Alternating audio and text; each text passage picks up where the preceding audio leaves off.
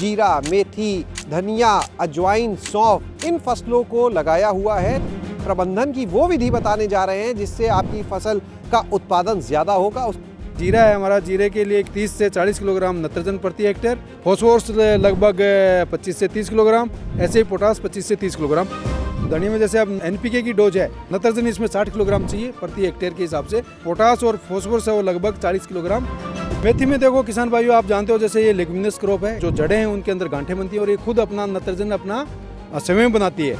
सौंफ की न्यूट्रिएंट की आवश्यकता ज़्यादा है क्योंकि ये लंबी अवधि की फसल है। ओवर इरिगेट नहीं करना है सौंफ में, ये मुख्य रूप से ध्यान देना है। अगर आपने भी इस साल जीरा, मेथी, धनिया, अजवाइन, सौंफ इन फसलों को लगाया हुआ है तो आज के वीडियो में हम आपको इन फसलों के लिए प्रबंधन की वो विधि बताने जा रहे हैं जिससे आपकी फसल का उत्पादन ज़्यादा होगा, उसकी गुणवत्ता भी बेहतर होगी। तो चलिए आपको मिलवाते हैं अजमेर में स्थित भारतीय बीजीय मसाला अनुसंधान केंद्र के प्रधान वैज्ञानिक डॉक्टर रविंद्र सिंह जी से, जो हमें इन फसलों के प्रबंधन के बारे में आज बताने जा रहे हैं। डॉक्टर साहब, बहुत बहुत स्वागत आज आपका हमारे साथ गाँव जंक्शन। हाँ किसान भैया नमस्कार। तो मैं बात करूँ जैसे जीरा है हमारा, जीरे के लिए कितने न्यूट्रिएंट्स चाहिए, जैसे 30 से 40 किलोग्राम नत्रजन प्रति हेक्टेयर, फॉस्फोरस लगभग 25 से 30 किलोग्राम, ऐसे ही पोटास 25 से 30 किलोग्राम प्रति हेक्टेयर की इसकी आवश्यकता होती है। बेसल डोज आपने बुआई के समय डाल दी, अब उसके बाद में 2 स्प्लिट में इसको बाकी की डोज है हमें यूरिया की वो रखनी है। या फिर कोई डेफिशिएंसी अगर आप किसान भाइयों को लगती है कि भी थोड़ी बहुत डेफिशिएंसी है न्यूट्रिएंट्स की, तो हम स्प्रे के द्वारा जैसे माइक्रो न्यूट्रिएंट है वो 1 ग्राम 1 लीटर पानी के अंदर वो अपने को देना है, और 1 स्प्लिट है वो यूरिया की जो अभी आपकी वेजिटेटिव ग्रोथ पे आप दे रहे हैं उसको लगभग 10 से 12 किलोग्राम प्रति हेक्टेयर के हिसाब से पानी देने से पहले आप यूरिया डाल दीजिए और फिर एक हल्का सा पानी दीजिए। अभी ध्यान ये रखना है कि पाला पड़ने की भी संभावना है, तो पाला अगर पड़ने की संभावना हो तो आप एक हल्का पानी हमें देना है फसल में, और साथ में सल्फर का स्प्रे करना है। लगभग 2 ग्राम 1 लीटर पानी में लेके सल्फर का स्प्रे करना है, जिससे पौधे को एक तो जो पाउडरी मिल्ड्यू आती है उस डिजीज से रोकेगी और साथ में पौधा मजबूत होगा, और उससे अगर पाला पड़ने की संभावना है तो उससे बचाएगा। अगर बहुत ज़्यादा पाले की संभावना है तो आप धुआं अपने खेतों के चारों तरफ जो कचरा पड़ा है, पराली पड़ी है, उसको जला के धुआं कर सकते हैं। और साथ में प्रबंधन है वो पानी का, उसमें हमें लाइट इरीगेशन देनी है। जीरे के अंदर आपको बार बार इरीगेशन, जैसे टोटल हम बात करें तो 4 पानी आपको चाहिए। अगर हम अब मेथी की बात करें या धनिया की बात करें तो धनिया में जैसे अब एनपीके की डोज है, नत्रजन इसमें 60 किलोग्राम चाहिए प्रति हेक्टेयर के हिसाब से, पोटास और फॉस्फोरस है वो लगभग 40 किलोग्राम प्रति हेक्टेयर की आवश्यकता इसमें होती है। तो अब एक डोज बेसल डोज आप किसान भाई ज़्यादातर इसमें फॉस्फोरस और पोटास से बुआई के समय दे सकें, और नाइट्रोजन का एक हिस्सा जा चुका है।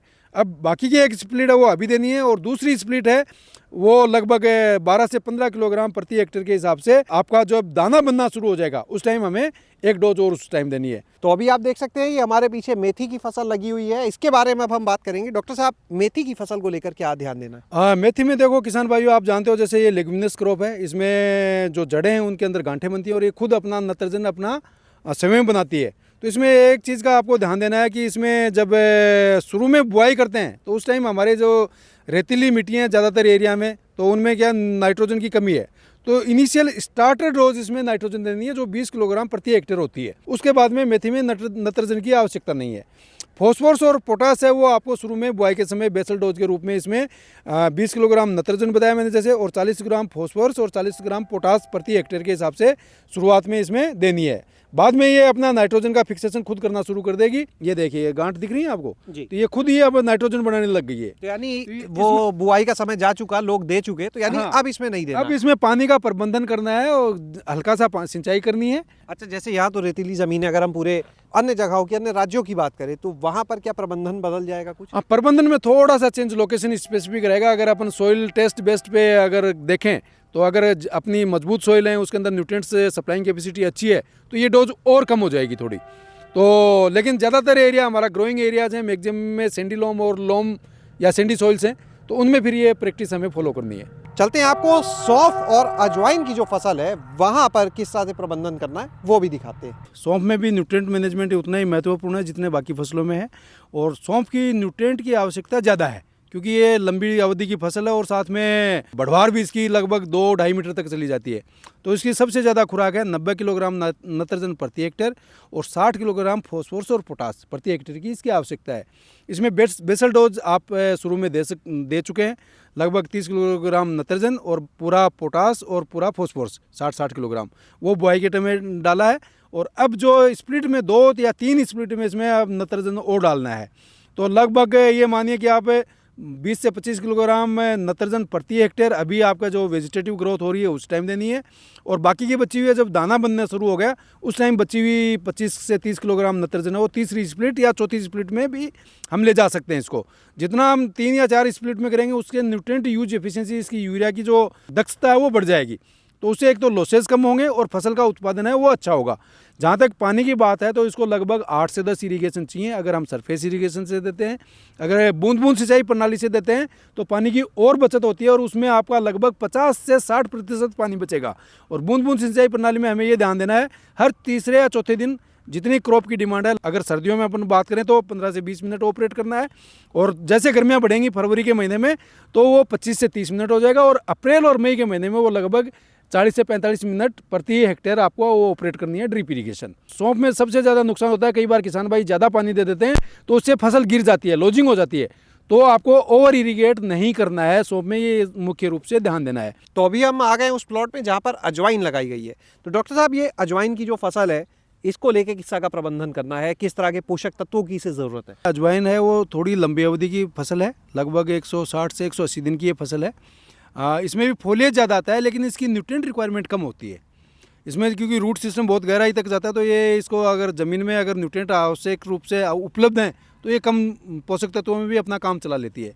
तो इसको लगभग 40 से 45 किलोग्राम नत्रजन प्रति हेक्टेयर और 30 किलोग्राम फॉस्फोरस और 30 किलोग्राम पोटास प्रति हेक्टेयर की आवश्यकता होती है।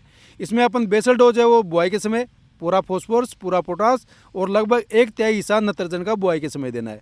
बाकी का अब ये वेजिटेटिव ग्रोथ और फ्लावरिंग स्टेज चल रही है तो एक हिस्सा अभी लगेगा और एक हिस्सा इसमें नत्रजन का वो जिस टाइम में फसल में दाना बनना शुरू होगा तो उस टाइम देना है।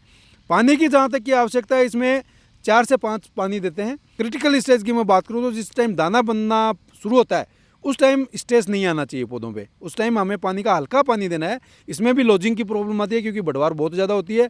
ज़्यादा नत्रजन दे देंगे तो इसमें बढ़वार होगी और पक्का फसल गिरेगी। तो डॉक्टर साहब, काफ़ी महत्वपूर्ण जानकारी आपने दी है। अगर कुछ और जानना चाहें जो किसान भाई आपको सुन रहे हैं तो कैसे संपर्क करें? टेलीफोन के लिए आप मेरे से संपर्क करना चाहें तो मेरा नंबर है 9414755175।